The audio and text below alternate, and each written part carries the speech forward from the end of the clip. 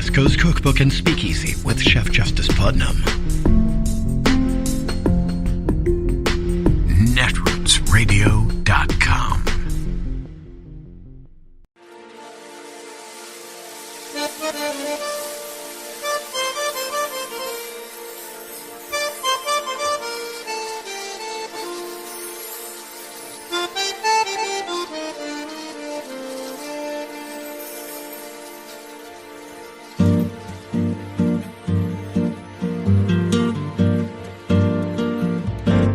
Je voudrais du soleil vert, des dentelles et des théères, des photos de bord de mer, dans mon jardin d'hiver. Je voudrais de la lumière, comme en Nouvelle-Angleterre. Je veux changer d'atmosphère, dans mon jardin d'hiver. Ma fleur sous la pluie de novembre, tes mains qui courent, je n'en peux plus de t'attendre. Les années passent, il est loin, là je tombe. Nul ne peut nous entendre. Je voudrais du Fred Astaire, revoir un latte. Reading the transcript of the testimony of former White House aide Cassidy Hutchinson provides fascinating insights into two important parts of the Trump insurrection investigation. One is Cassidy Hutchinson's transformation from loyal MAGA foot soldier to whistleblower. During her interview with the committee on February 23rd, she was repeatedly asked about the story she had heard about Trump in the presidential SUV on January 6th, demanding he be taken to the Capitol. Hutchinson, at the advice of her lawyer, Stefan Passantino, continually tells the committee she cannot recall any details about that, even though she can. Quote, I felt this moral struggle, she later admitted. I was trying so hard to be loyal to the president and to be loyal to her former boss, White House Chief of Staff Mark Meadows, and to be loyal to the Trump White House. But in the back of my mind, too, I just kept thinking, like, this is wrong. I don't like who I'm being right now, unquote.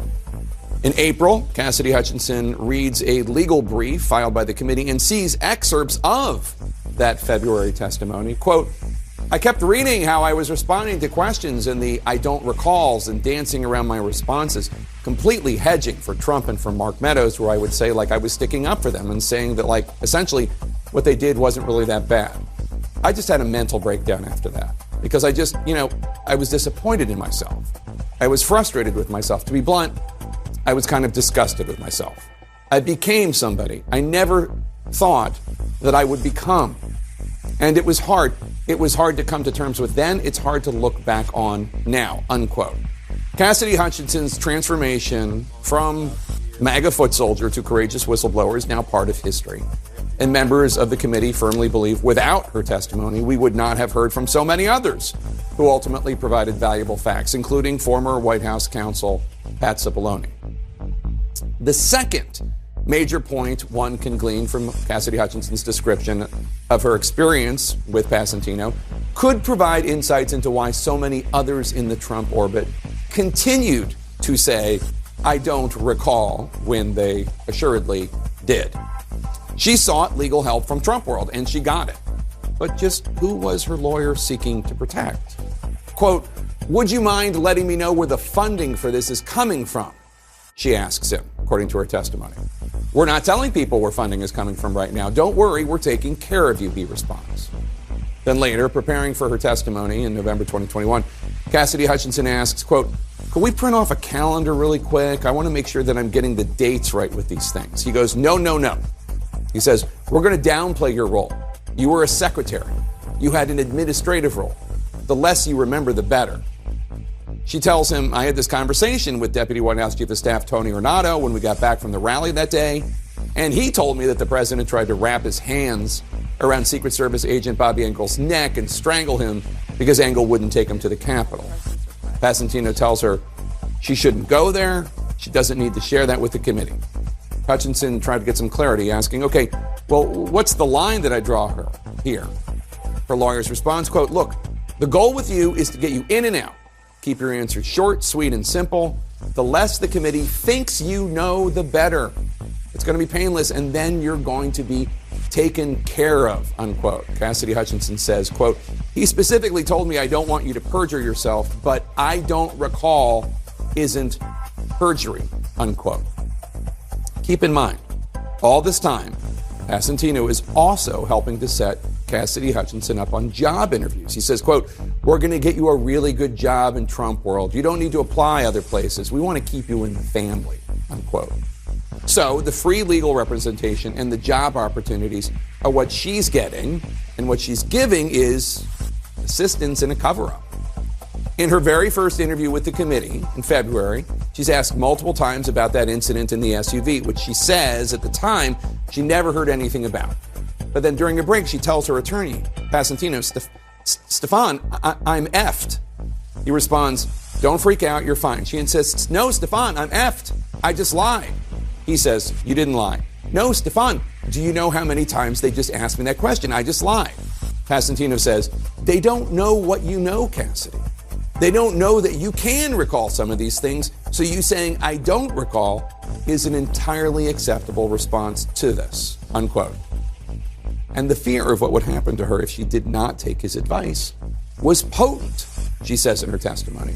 Quote, it was almost like I felt like I had Trump looking over my shoulder because I knew in some fashion it would get back to him if I said anything that he would find disloyal. And the prospect of that genuinely scared me. She testifies, I'd seen how vicious they can be, the level they'll go to tear somebody else down. And why would she feel like Trump was looking over her shoulder? Well, she quotes Passantino telling her, quote, the boss does read transcripts, and we want to make sure that, like, whatever he's reading isn't going to put you in a bad situation. I mean, it all sounds like a mob movie.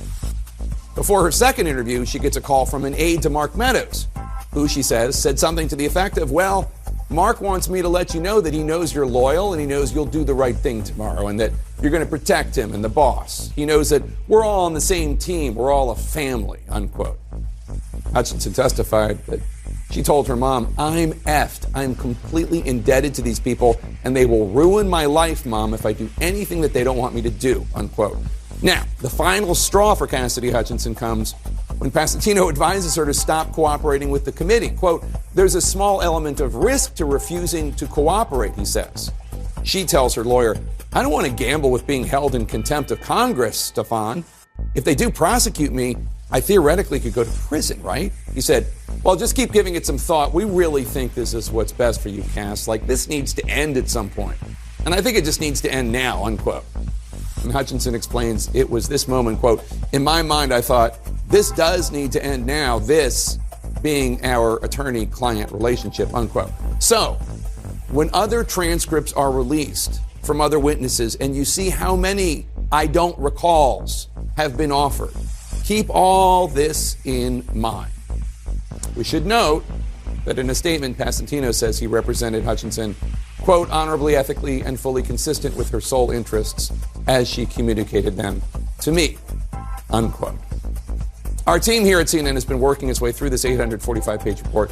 Let's discuss some of the key takeaways and the pressure campaign on star witness Cassidy Hutchinson. And Evan, this conversation she recalls with her first attorney, Passantino, is it evidence of inducing perjury to say, you can say I don't recall even if you do? Yeah, I mean, it does sound like it. And I think that's one of the things that Cassidy Hutchinson likely would have talked about with the Justice Department when she met with them for an interview. And her testimony goes beyond just Passantino. What you're hearing there is a wider effort, really, to try to keep her from helping this committee get to the bottom of what they were trying to get to the bottom of. And that includes Mark Meadows. If Mark Meadows is passing on messages saying, you know, I know tomorrow's going to go well for you, you know, make sure you stay on the team, you know, there are ways for prosecutors to get at exactly what was going on here if there was a wider conspiracy to try to make sure she lied to the committee. Yeah, interference. Those are crimes. Yeah.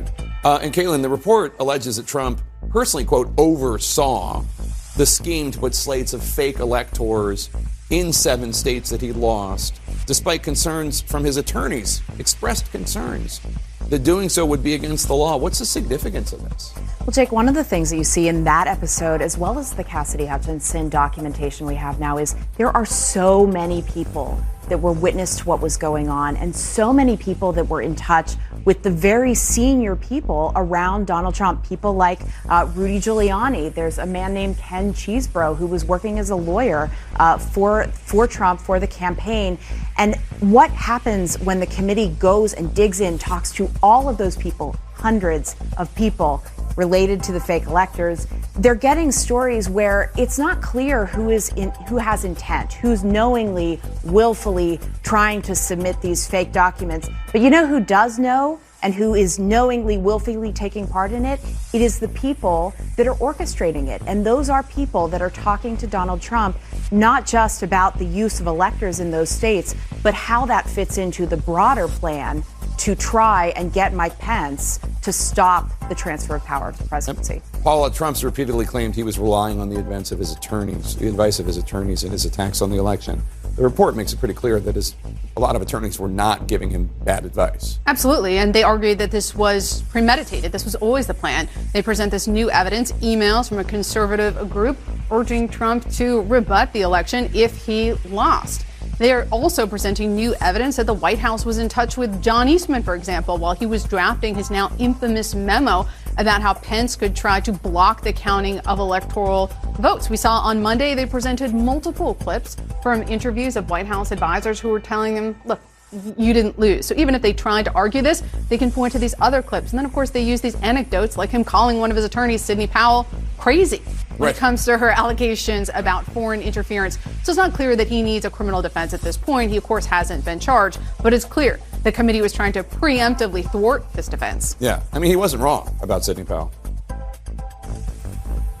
It is Monday, the 26th of December of 2022, and you are in West Coast Cookbook and Speakeasy. I am your chef de cuisine, Justice Putnam. Gunner the English Bulldog is our snoozing sous chef, and our daily special is River City Hash Mondays, because, hey, how was your holiday weekend, huh?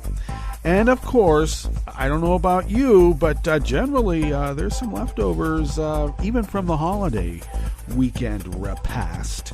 And we take those leftovers on this River City Hash Mondays and reconstitute it into a lovely, well, gourmet delight, no matter how homey it might be. Well, are you staying warm? I hear there's an ice age-like ice storm out there. Some people might call it fake news. Some people. And they might come from Texas because they see nothing wrong with sending busloads of asylum seekers to Washington, D.C. in this weather and deposit them in front of the vice president's abode. Okay, well, you know, Greg Abbott thought he was sending those asylum seekers to Pontius Pilate, but it looks like he sent them to St. Faustina instead, and she is the Saint of Mercy. Just so you know. Okay, well, I don't know. They're all mad because Joe didn't use the word Christ, instead used the term Son of God. Because I thought Christ was the Son of God, but apparently only woke liberals call Jesus Christ the Son of God. And that's why I keep telling everybody, these people are heretics. All right?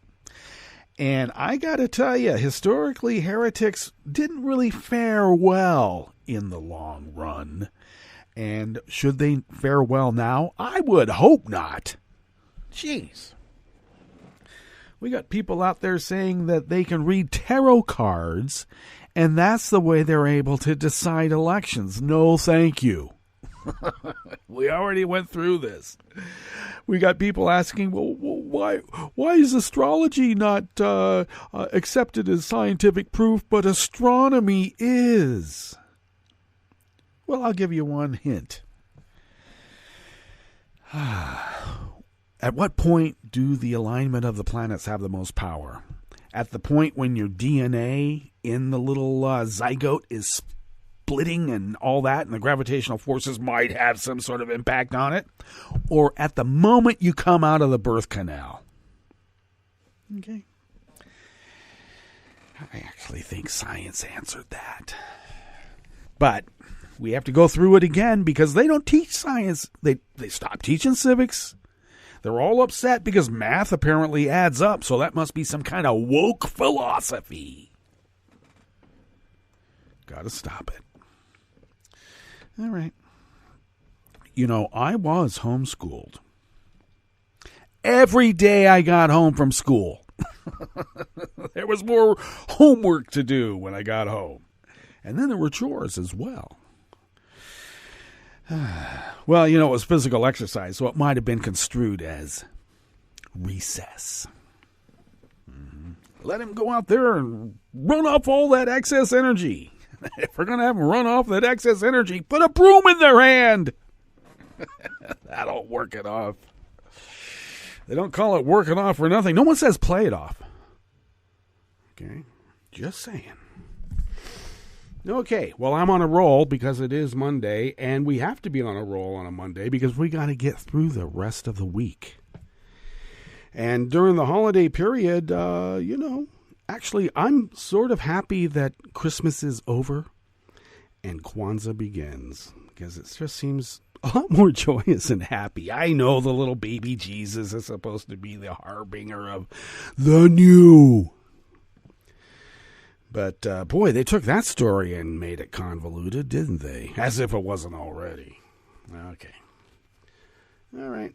Well, I read a worrisome tweet, or not tweet, a worrisome diary on Daily Kos from a person who tweets.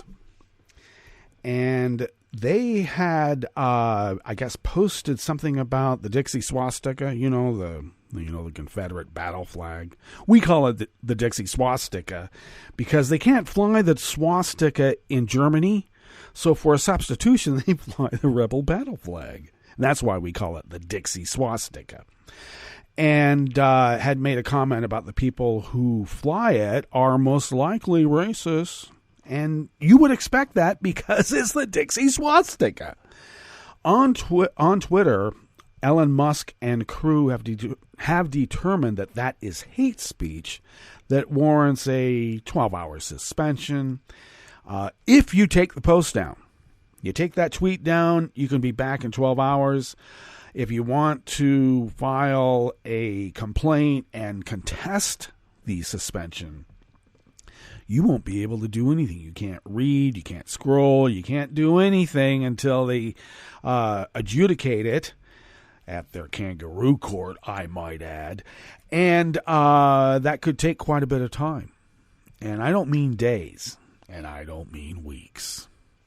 So it could take a bit of time if you contest it. So that was a bit worrisome because I got to tell you, hating on the Dixie swastika and the insurgent deplorables who fly it, if that's construed as hate speech, well, that's the whole effing point. You're saying that we're not allowed to hate racism and the advocacy of a violent takeover of the United States of America? We're not supposed to hate that? We're not supposed to express our hate of that? Now, I know what they're doing. They're calling it reverse racism because, you know, white people have just been so put upon over all these centuries.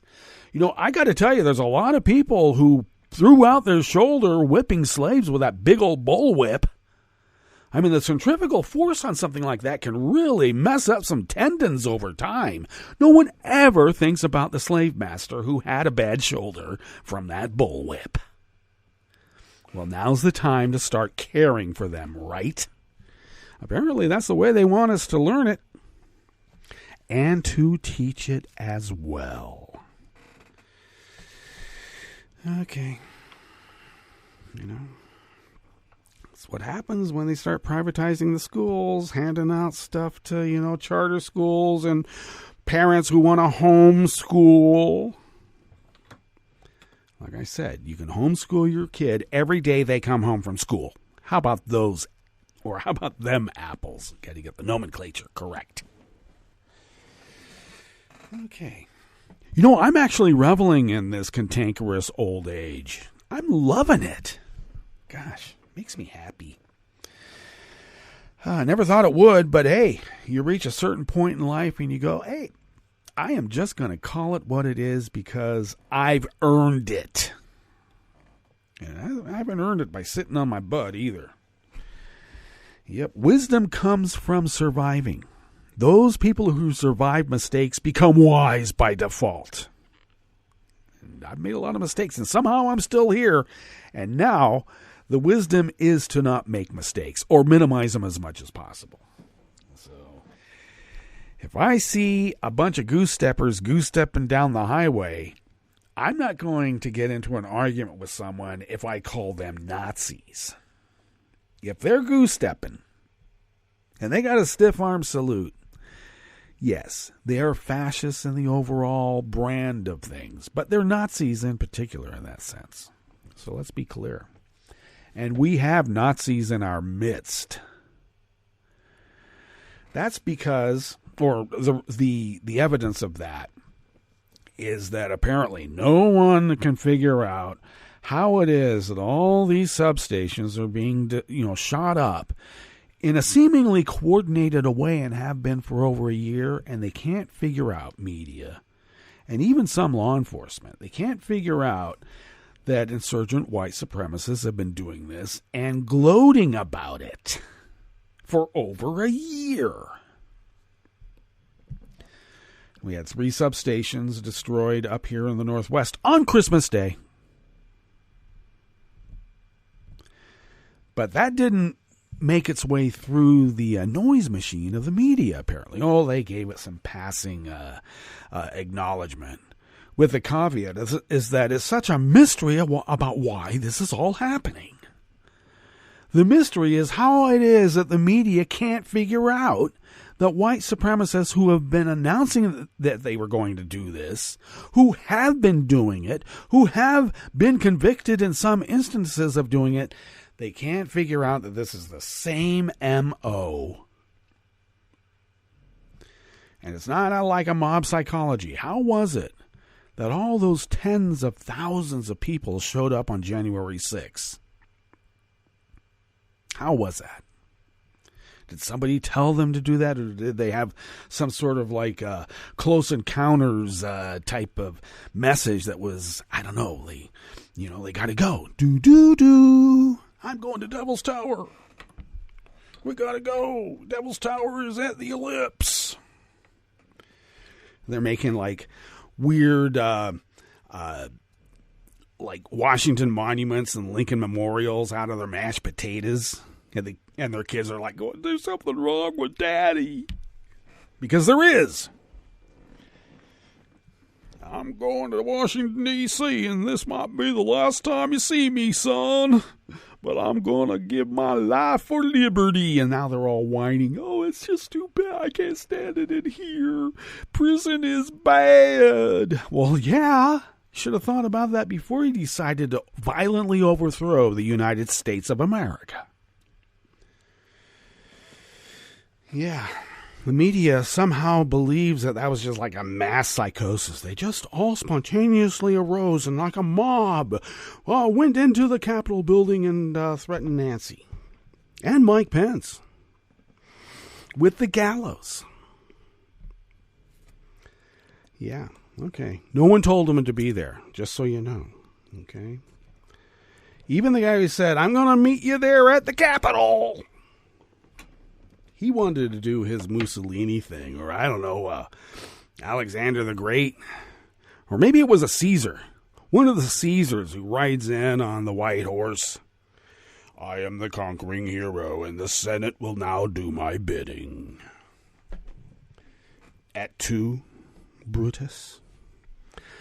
Okay, well, the illusions go fast and furious here on a Monday, and shall we now attend to what we have curated for you? Because we do have a curated aspect to this salon, because it's a salon. You know, we don't just discuss willy-nilly. We have a few topics that we'd like to attend to so that we can edify our existence.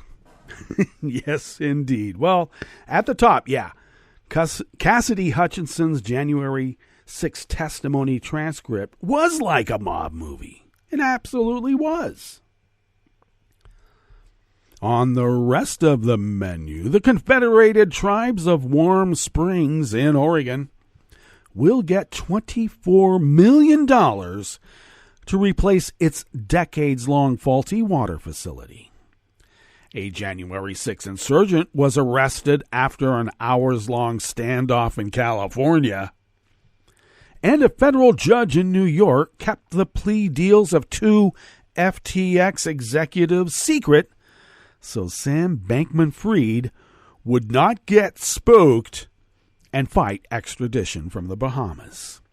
After the break, we move to the chef's table, where 4 major international aid groups suspended operations in Afghanistan following a Taliban edict to ban women from working at non-governmental organizations. And the head of the Turkish Medical Association stands trial on terror charges after calling for an investigation into whether the Turkish military used chemical weapons on Kurd militants. All that and more on West Coast Cookbook and Speakeasy. Bon appetit.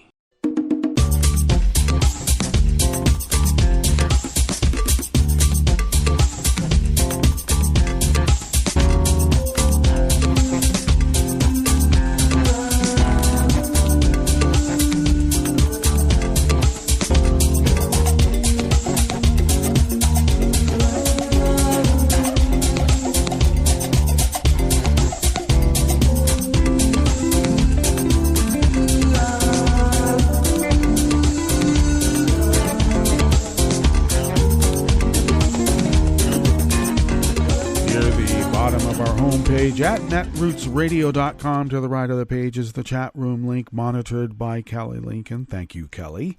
Across the page to the left from that chat room link, monitored by Kelly Lincoln. Thank you, Kelly. Near the bottom of our homepage at netrootsradio.com is the link to our Patreon site. And do please become a recurring Patreon of Netroots Radio. It really does help. If you would like to follow Netroots Radio on Twitter, you can do so by going to @NetrootsRadio. Tom takes care of that, and thank you, Tom. Follow me on Twitter at Justice Putnam. I post the show notes and links diary on Daily Codes 10 minutes before showtime, and that's where the real reportage can be found, so check it out. Follow the show on Twitter at Cookbook West and pick up podcasts by way of Spreaker, Stitcher, TuneIn, iHeart, YouTube, iTunes, and wherever podcasts can be found. All right, this first offering here in the Bistro Cafe of West Coast Cookbook and Speakeasy is out of the Associated Press by Joni Audenland. 2 federal agencies have announced a significant allocation of funds to the Confederated Tribes of Warm Springs for a sorely needed water treatment plant. The EPA and Indian Health Service announced last week that Warm Springs would receive a combined $23.8 million in funds for the new treatment plant, and Oregon Public Broadcasting originally reported this. Once online, the plant will serve about 3,800 people living in Warm Springs. A completion date is not yet set, although the design phase is expected to start next year, which is coming up in just about a week or so. This is the largest tribal water system award in Region 10, and we're proud to be a part of such a historic investment in our community, EPA Administrator Casey Sixkiller said in a written statement. The EPA noted the new facility will continue to draw water from the Deschutes River. The Confederated Tribes of Warm Springs have struggled for years with issues at their water treatment plant, which was built in the early 1980s. People who live on the reservation have faced frequent water outages before and during the pandemic, raising questions about public health safety. The aged military treatment facility also was forced to shut down temporarily last March following a fire and has faced scrutiny from the EPA for violations. Warm Springs Council Chairman Jonathan Smith said in a statement that the federal funding was a historic investment that came as a result of partnerships between the tribe and federal agencies. While the problems in maintaining the facility and treating the water have been documented for years, the large price tag for a new facility was a major barrier. Oregon lawmakers at times have provided smaller bundles of funding to fix immediate issues in Warm Springs, but a long-term solution has been evasive until last week's announcement. The EPA stated much of the funding going to build the replacement facility will come from the recently passed bipartisan infrastructure law.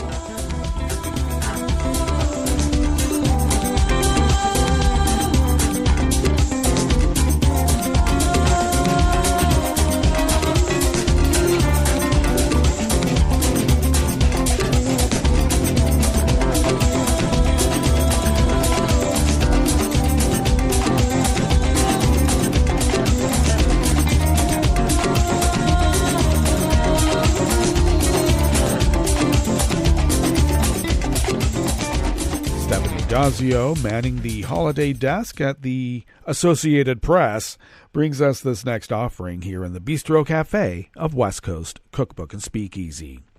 Federal agents took a participant in the January 6, 2021 attack on the U.S. Capitol into custody for his role in the insurrection after an hours-long standoff.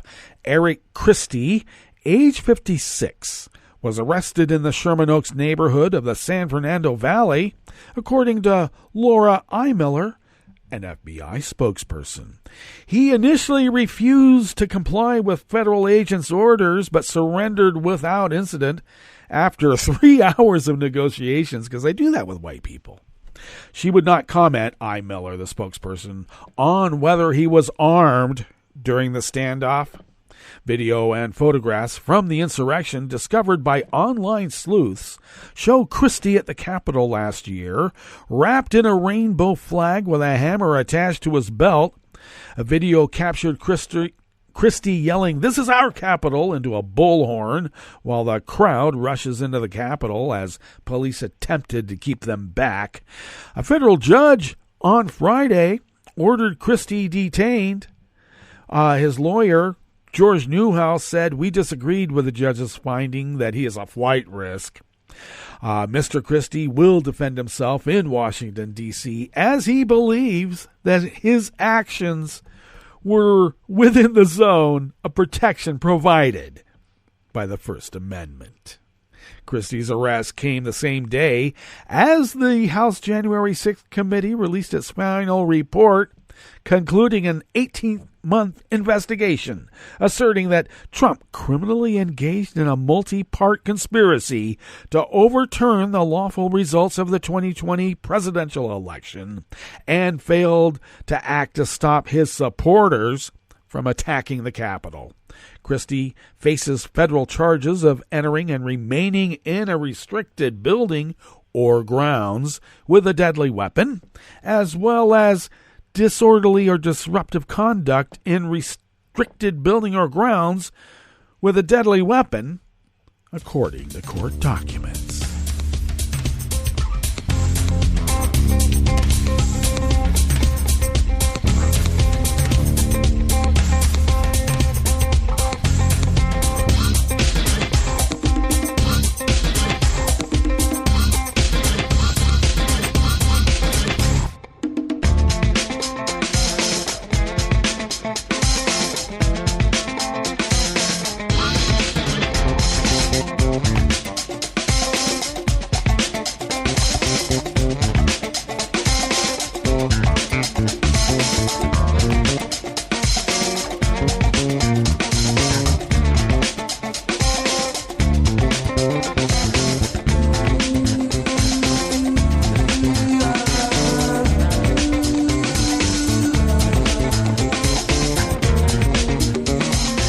Larry Newmeister, also working the holiday desk at the Associated Press, brings us this final offering here in the Bistro Cafe of West Coast Cookbook and Speakeasy. A judge kept secret that two of Sam Bankman-Fried's closest associates had turned against him, so the cryptocurrency entrepreneur would not get spooked and fight extradition from the Bahamas. U.S. prosecutors in New York waited until Bankman-Fried, the founder of the collapsed crypto exchange FTX, was in FBI custody before revealing that his business partners, Carolyn Ellison and Gary Wang, had secretly pleaded guilty to fraud charges and were cooperating, which can earn them leniency at sentencing. U.S. Attorney Damian Williams announced the guilty pleas when Bankman-Fried was in the air on late Wednesday last.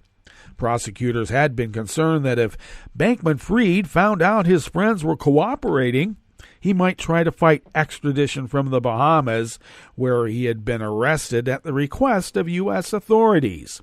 Ellison, age 28, and Wang, age 29, entered their guilty pleas in Manhattan federal court, two charges that carry a potential penalty of decades in prison. At the hearing, Assistant U.S. Attorney Danielle Sassoon told the judge prosecutors had expected Bankman-Fried to consent to extradition last Monday before there were some hiccups in the Bahamian courtroom.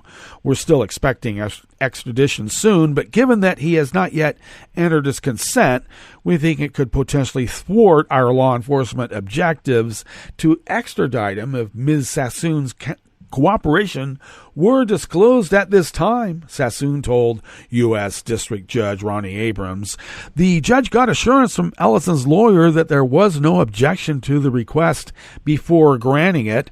Bankman-Fried, age 30, appeared in court in New York on Thursday, was released on condition that he live under house arrest with his parents in Palo Alto while awaiting trial.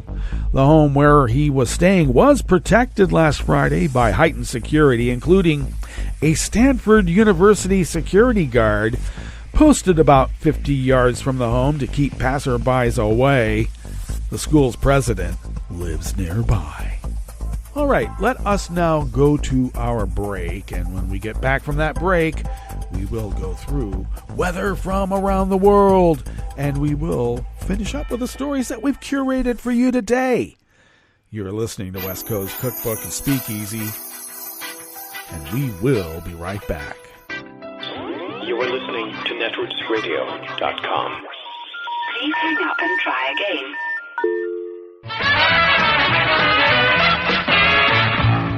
From a point at sea to the circles of your mind, a new force is at work for planetary transformation.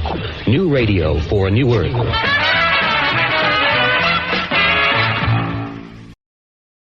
This is Take Two Movie Review. I'm Mike Friend. This week, making a splash. You just know that Hollywood financier and producer ranks have a checklist for what to look for when deciding whether or not to back a project. A story that's not too convoluted, family values are nice, tech and violence, and extra credit for hints of spirituality, environmentalism, and lately, politically correct bashing of the military-industrial complex. The new Avatar, The Way of Water, gets checks on all these, plus a big one for production values, which is about the only area where this 3-hour epic really shines. In fact, years of production delays were caused by the development time needed for the new underwater motion capture technology that the film uses. It works, though, especially when added to the rest of the cinematography and CGI. Director James Cameron's first Avatar movie back in 2009 introduced us to Pandora and its blue inhabitants, the Na'vi, who are being assailed by evil Earthers needing to colonize a new planet following the ruination of their own. As you know, if you saw the first one, that didn't work out, but you also knew that the Earthers could return, and now they have. The same Na'vi clan at the center of the narrative of the first are back, this time forced to flee to a coastal area and throw in with the natives there, who were at first reluctant to get involved in the fight, but soon come around, joining in the action mostly in and around, like it says in the title, the water. An A-list of actors, none of whom you'll recognize, of course, do their best with Avatar, The Way of Water, and furthering the elusive and ambitious universe creation that Cameron clearly has in mind for the series. Intellectual goals aside, though, it's a dazzling and immersive ride, even if not much substance is added from the first. This has been Take Two Movie Review. I'm Mike Friend. Catch up with us at take2moviereview.com and feed us back on our channel on YouTube.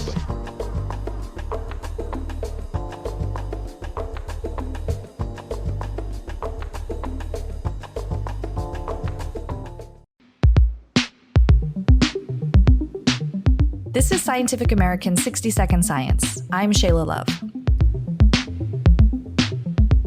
Tell me if this sounds familiar. You're trying to get some work done, and you find yourself continually picking up your cell phone. In frustration, you might slam the phone down beside you and swear to leave it alone, theoretically allowing you to focus on what you're doing. Right now, my phone is sitting next to me untouched. But have I really protected myself from its distractions or its ability to impact my mind?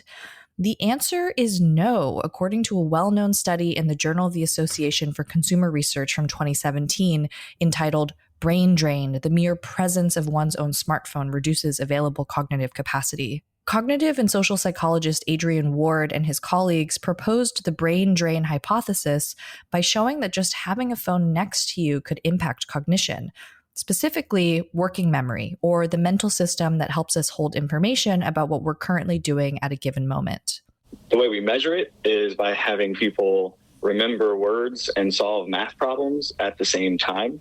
And the idea there is that those are two very different cognitive skills, right? Word memory and math problems, but they're tapping into that same general cognitive resource. In those experiments, people either had their phone on a desk, in their pockets or bags, or in the next room. The farther away a person's phone was, the better they did on those tasks.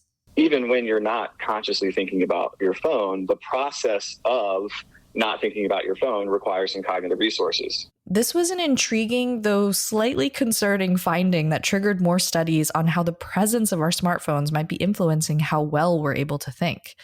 But in a new meta-analysis that looked at data from 27 different brain drain studies, the story of the brain drain hypothesis has gotten a little more complicated.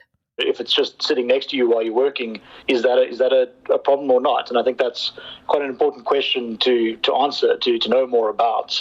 That's Doug Perry, a lecturer at Stellenbosch University who studies socioinformatics. He did the meta-analysis, a study in which data from multiple published papers are combined together and reanalyzed. Perry became interested in brain drain first from studying multitasking, and then from investigating something called online vigilance. Which is essentially this idea that we're constantly aware of the online world, the mobile world around us. We're thinking, we're ruminating about, the news cycle, our friends and family that we can connect to through our phone and so on.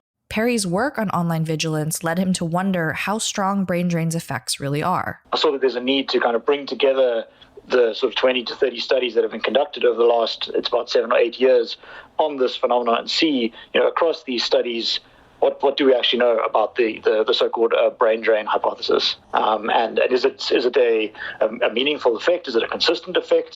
Past studies on brain drain looked primarily at 5 cognitive functions: working memory, sustained attention, inhibitory control, cognitive flexibility, and fluid intelligence. Perry lumped together data for each of these functions individually and then did a 6th analysis where he looked at all the results together. In the end, he looked at 56 effect sizes on how phones affect our minds from 27 studies in 25 publications. So looking at the 5 separate analyses, of the 5, the only statistically significant result was for working memory, whereas for the other 4 cognitive functions, no statistically significant effects of the presence of a smartphone were found across the various effects included in those analyses. And that is somewhat consistent with Ward and colleagues. So they found a negative effect for working memory, but they didn't find a negative effect for sustained attention. Though it is similar to what Ward found, Perry's analysis also revealed the impact on working memory was much smaller than initial studies indicated. The important difference here with this meta-analysis compared to the Ward 2017 paper is the magnitude of the effect.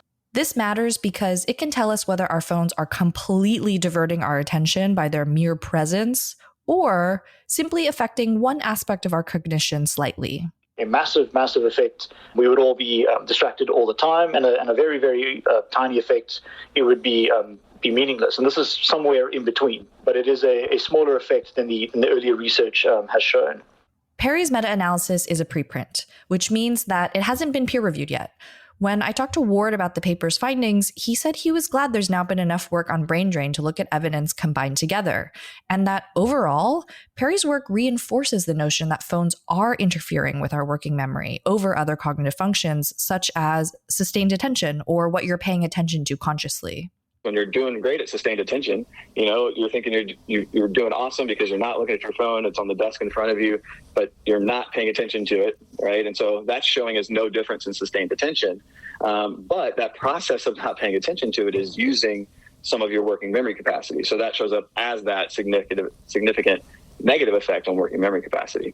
Perry thinks that his findings actually raise more questions for further study, such as whether there's something about the individuals in the past studies that led to a stronger brain drain effect for certain cognitive effects. For instance, for some people, their phones might be more important to them.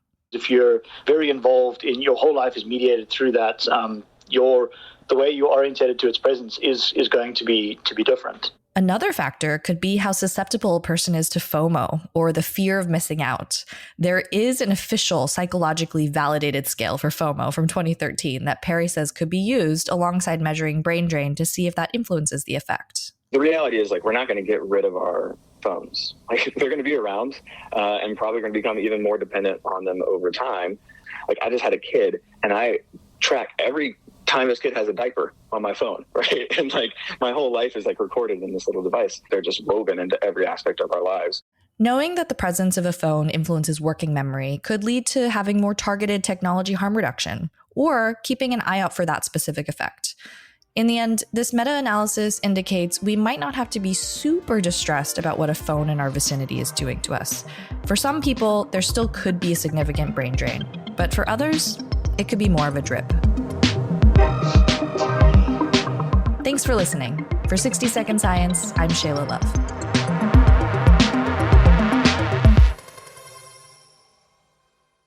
This is an important message from the U.S. Department of Health and Human Services. When it snows this winter, make sure you clear more than your driveway. Before you hit the road and before you get in the driver's seat, check to be sure that your vehicle's tailpipe is clear of snow. If the tailpipe is blocked, carbon monoxide, an odorless, colorless, and deadly gas produced by your engine can build up quickly inside your vehicle, poisoning anyone inside. To learn more, call 1-800-CDC-INFO. That's 1-800-232-4636.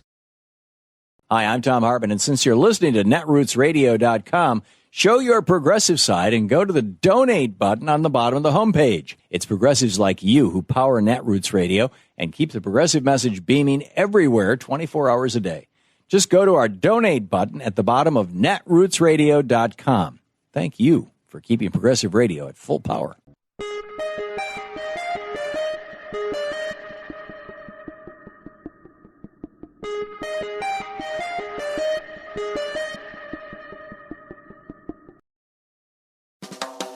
Welcome to 60 Second Civics from the Center for Civic Education. I'm Mark Gage. The framers of the Constitution were concerned about two things. First, the emergence of a tyrannical executive in the presidency, and second, a tyranny of a majority in Congress. So they designed a unique and complicated system intended to prevent either forms of tyranny from emerging while still carrying out the responsibilities of a Republican government. To accomplish this goal, the framers created in the Constitution three separate governmental institutions at the national level. They gave each a primary responsibility and the authority and powers necessary to carry it out.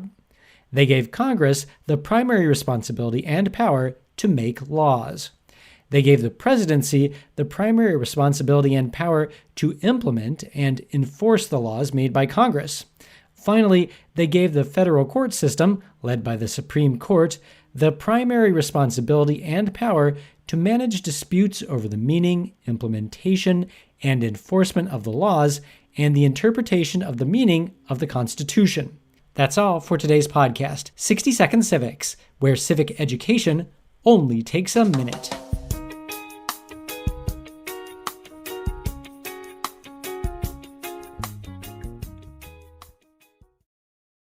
I'm Rick Smith, and this is Labor History in 2.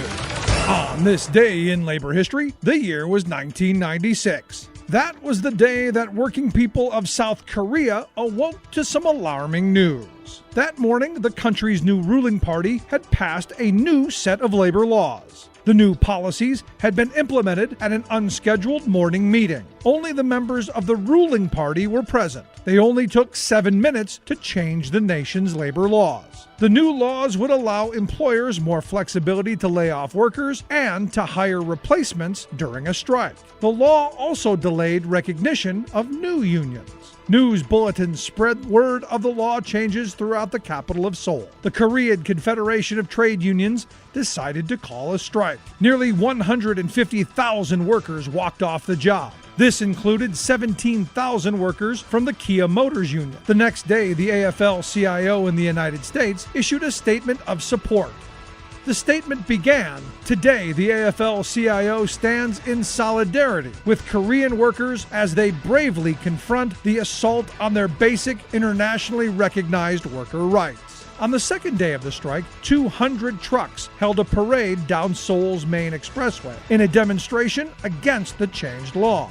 By the third day, more than 350,000 workers were on strike. Major industries, including automaking, had ground to a halt. Striking continued into the new year, with 3 million workers participating at various times. White-collar workers joined in as well. After a month of demonstrations and strikes, the government agreed to take the laws back to the National Assembly for reconsideration. In the end, many of the anti-worker policies were adopted, although the layoff language was delayed. Like what you hear? Check out more at laborhistoryin2.com.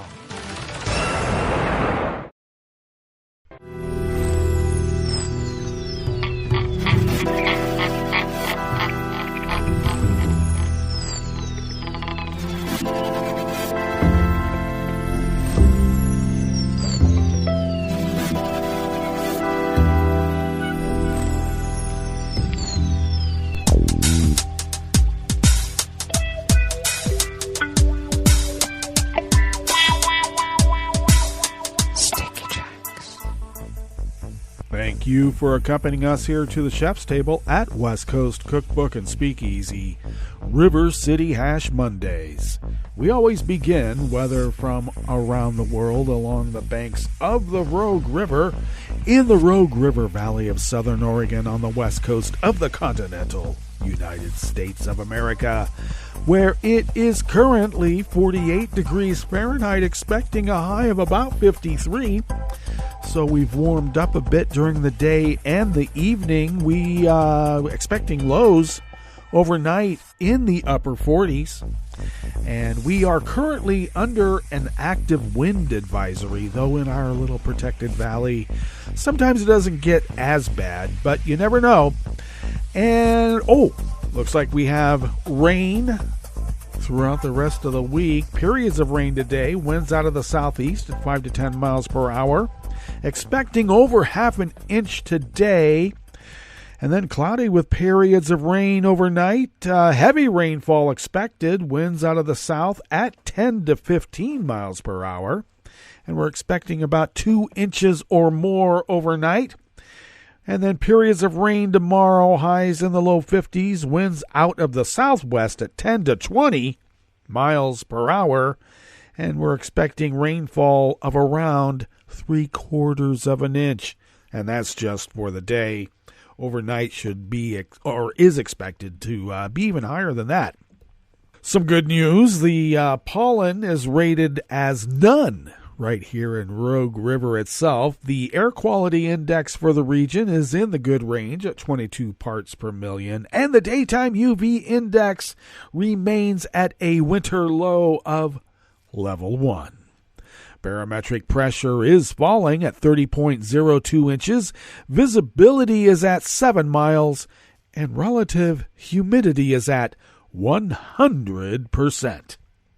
Weather from around the world is brought to you by a crowd of crowdsourced weather stations that a crowd crowdsources from around the world. London is 45 degrees and fair. Paris is 48 degrees and partly cloudy. Rome is 60 degrees and mostly cloudy. Kyiv is 30 with light snow. Kabul is 33 degrees and clear. Hong Kong is 60 degrees and fair. Tokyo is 40 degrees and clear. Sydney, Australia is 70 and clear. San Francisco, California is 47 and mostly cloudy with a small craft advisory onshore and on the bay because of heavy wind. And New York is a brisk 26 degrees Fahrenheit, but it is sunny. And that is weather from around the world, brought to you by a crowd of crowdsourced weather stations that a crowd crowdsources from around the world.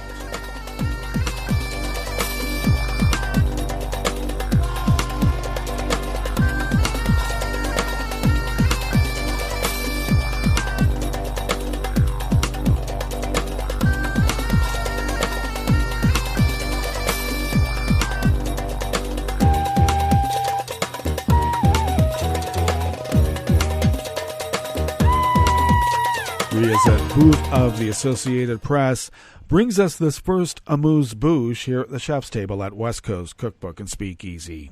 4 major international AIDS groups on Sunday yesterday suspended their operations in Afghanistan following a decision by the country's Taliban rulers to ban women from working at non-governmental organizations. Save the Children, the International Rescue Committee, the Norwegian Refugee Council, and CARE said they cannot effectively reach children, women, and men in desperate need in Afghanistan without the women in their workforces. The NGO ban was introduced a day earlier, allegedly, because women were not wearing the Islamic headscarf correctly. The 4 NGOs are providing health care, education, child protection, and nutrition services and support amid plummeting humanitarian conditions. We have complied with all the cultural norms, and we simply cannot work without our dedicated female staff who are essential to us, for us to access women who are in desperate need of assistance, Neil Turner, the Norwegian Refugee Council's chief for Afghanistan, told the AP. He said the group has 468 female staff in the country.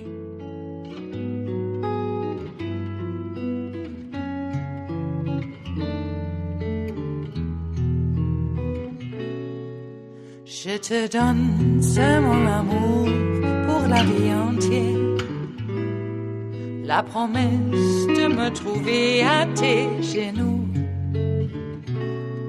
Aussitôt que tu m'appelles, rester toujours fidèle, c'est tout, c'est tout. Je te donne tous mes printemps, mes étés de mer, mes automnes quand les feuilles tombent partout. Si ce n'est pas une bonne affaire, je te donne tous mes hivers. Staff at the Associated Press brings us this final amuse-bouche here at the chef's table at West Coast Cookbook and Speakeasy. The president of the Turkish Medical Association denied in court accusations that she disseminated terrorist propaganda by calling for an investigation into allegations that the Turkish military used chemical weapons against Kurdish militants. Dr. Sebnem Korur Finkanchi, age 63, is on trial accused of engaging in propaganda on behalf of the banned Kurdish Workers' Party, or PKK. Finkanchi, a forensic expert, is the latest activist to be prosecuted under Turkey's broad anti-terrorism laws, which human rights groups say have led to a crackdown on the freedom of expression. She faces up to 7.5 years in prison if found guilty. Well, that brings us to the end of our broadcast period for the day, but you do know Netroots Radio broadcasts on, and we will meet up here tomorrow for Terrytown Chowder Tuesdays. So do stay tuned to Netroots Radio all day and all night for all the breaking news as it breaks. And we will meet up here tomorrow, right here, in West Coast Cookbook and Speakeasy. Bon appetit.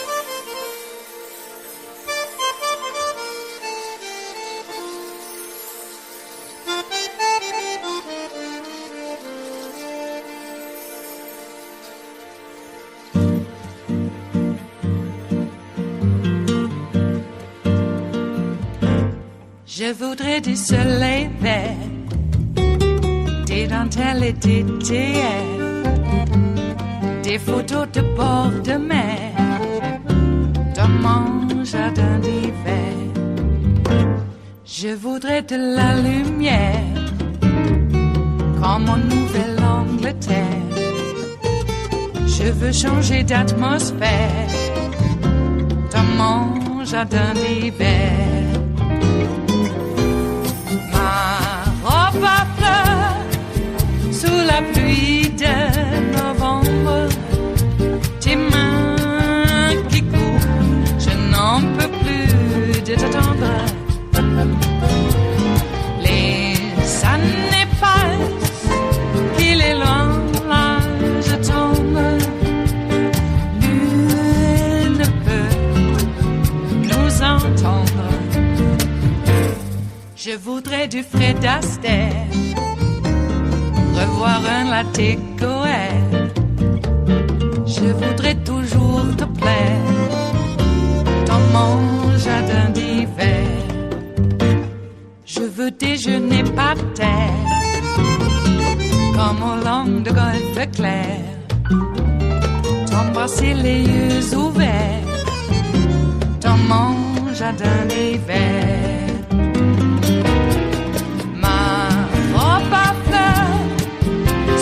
Pluie de novembre, tes mains qui courent, je n'en peux plus de t'attendre. Les années passent, il est loin, là je tombe. Nul ne peut nous entendre. Ba-da-da-dum-di-da-dum. Ba-da-da-dum-di-da-dum. Ba-da-da-dum-di-da-dum. Dans mon jardin d'hiver. Ba-da-da-dum-di-da-dum. Ba-da-da-dum-di-da-dum. Ba-da-da-dum-di-da-dum. Dans mon jardin d'hiver. Dans mon jardin d'hiver. Dans mon jardin d'hiver.